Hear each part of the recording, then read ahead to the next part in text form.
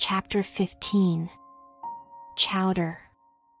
It was quite late in the evening when the little moss came snugly to anchor, and Queequeg and I went ashore, so we could attend to no business that day, at least none but a supper and a bed. The landlord of the Spooder Inn had recommended us to his cousin Hosea Hussey of the Tripods, whom he asserted to be the proprietor of one of the best-kept hotels in all Nantucket, and moreover he had assured us that cousin Hosea, as he called him, was famous for his chowders. In short, he plainly hinted that we could not possibly do better than try potluck at the Tripods. But the directions he had given us about keeping a yellow warehouse on our starboard hand till we opened a white church to the larboard, and then keeping that on the larboard hand till we made a corner 3 points to the starboard, and that done, then ask the first man we met where the place was. These crooked directions of his very much puzzled us at first, especially as, at the outset, Queequeg insisted that the yellow warehouse, our first point of departure, must be left on the larboard hand, whereas I had understood Peter Coffin to say it was on the starboard. However, by dint of beating about a little in the dark, and now and then knocking up a peaceable inhabitant to inquire the way, we at last came to something which there was no mistaking. 2 enormous wooden pots painted black, and suspended by asses' ears, swung from the crosstrees of an old topmast, planted in front of an old doorway.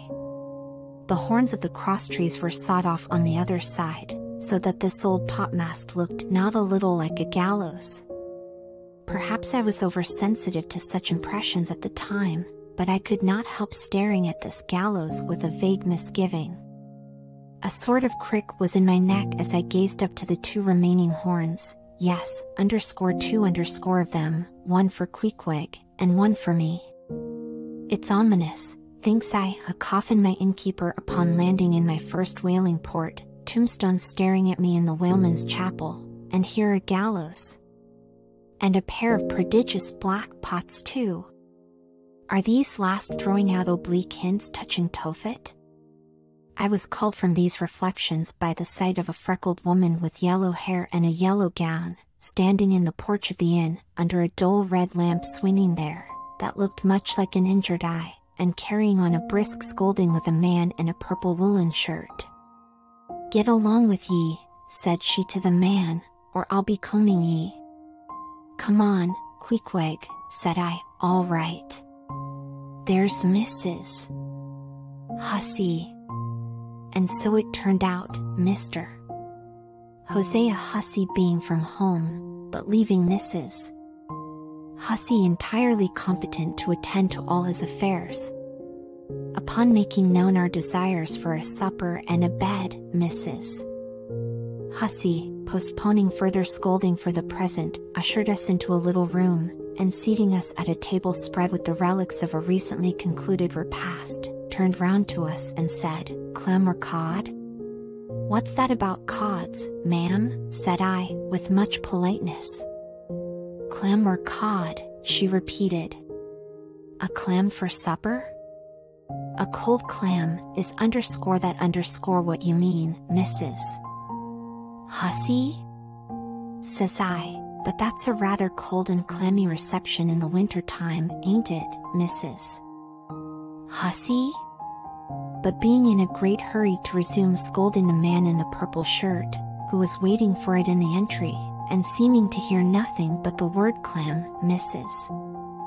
Hussey hurried towards an open door leading to the kitchen, and bawling out "clam for 2, disappeared. "Queequeg," said I, "do you think that we can make out a supper for us both on 1 clam?" However, a warm savory steam from the kitchen served to belie the apparently cheerless prospect before us. But when that smoking chowder came in, the mystery was delightfully explained. "Oh, sweet friends, hearken to me."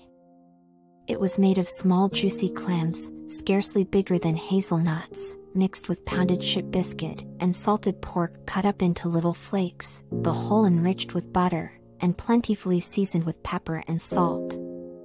Our appetites being sharpened by the frosty voyage, and in particular, Queequeg seeing his favorite fishing food before him, and the chowder being surpassingly excellent, we dispatched it with great expedition, when leaning back a moment and bethinking me of Mrs. Hussey's clam and cod announcement, I thought I would try a little experiment. Stepping to the kitchen door, I uttered the word cod with great emphasis, and resumed my seat. In a few moments the savory steam came forth again, but with a different flavor, and in good time a fine cod chowder was placed before us. We resumed business, and while plying our spoons in the bowl, thinks I to myself, I wonder now if this here has any effect on the head? What's that stultifying saying about chowder-headed people? But look, Queequeg, ain't that a live eel in your bowl? Where's your harpoon? Fishiest of all fishy places was the try-pots, which well deserved its name, for the pots there were always boiling chowders. Chowder for breakfast, and chowder for dinner, and chowder for supper, till you began to look for fish bones coming through your clothes. The area before the house was paved with clam shells. Mrs. Hussey wore a polished necklace of codfish vertebra, and Hosea Hussey had his account books bound in superior old shark skin. There was a fishy flavor to the milk, too, which I could not at all account for, till one morning happening to take a stroll along the beach among some fishermen's boats, I saw Hosea's brindled cow feeding on fish remnants, and marching along the sand with each foot in a cod's decapitated head, looking very slipshod, I assure ye. Supper concluded, we received a lamp, and directions from Mrs. Hussey concerning the nearest way to bed, but, as Queequeg was about to precede me up the stairs, the lady reached forth her arm, and demanded his harpoon. She allowed no harpoon in her chambers. Why not, said I, every true whaleman sleeps with his harpoon, but why not? Because it's dangerous, says she.